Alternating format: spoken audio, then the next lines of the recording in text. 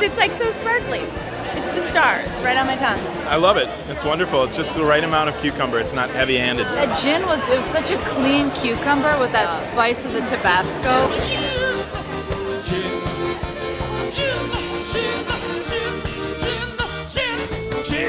It's got a little hint of sweetness to it. It's a pretty smooth drink. Nice little cedar flavor to it. Lemony and tiny. And refreshing. I'll stick with gin.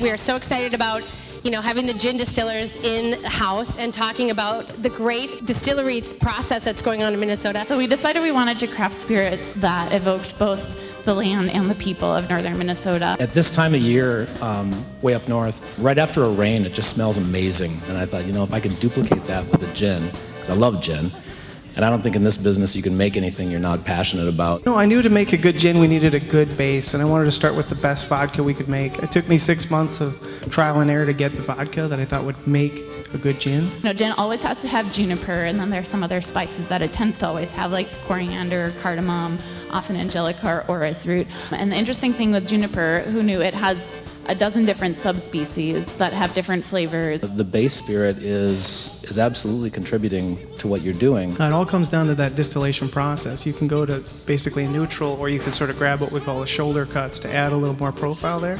So the goal there is really to take whatever you're starting with as your base material and distill most of that flavor out of it, do a really clean, pure distillation, and then layer the botanicals on top of that. It's an amazing process just being able to make it. It's like cooking and chemistry times 10. Minnesota's a really interesting state in the number of different ecotones there are and the number of different things that grow around here.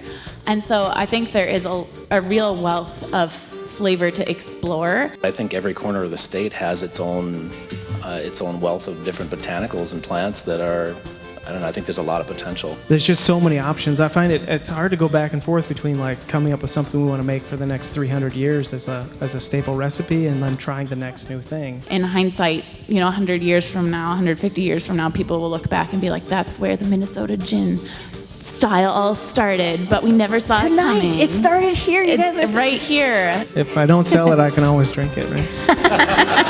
There's just lots to be done yet. I just can't. I want to go make gin right now. I can't.